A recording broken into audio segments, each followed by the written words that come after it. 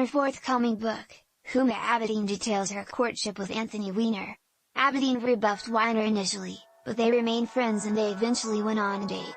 Weiner used his proximity to a conversation during the 2008 campaign between Obama and Clinton to convince her, according to the book. Loading something is loading.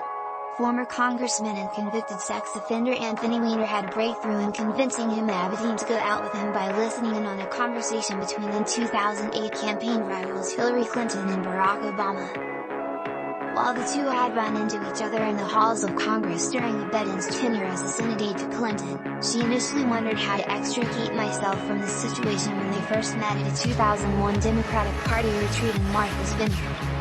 Abedin writes that she was worried about Weiner hitting on her as a sitting congressman because that would only complicate her job and introduce a risk to Clinton's political career.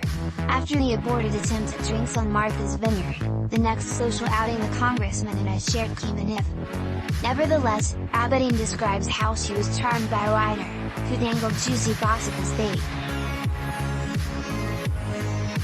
During former President George W. Bush's 2007 State of the Union address, Obama and Clinton were ramping up their respective presidential campaigns in what would become a heated and drawn-out primary.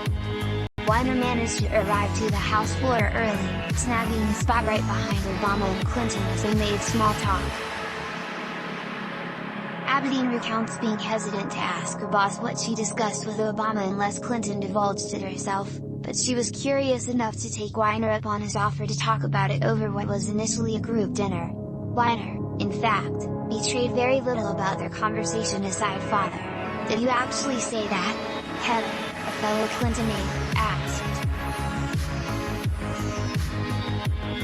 He smiled and winked, and no one could tell if he was joking or serious. Because they arrived too late at the restaurant and were asked to leave shortly after arriving, Weiner invited Abedin to a diner instead.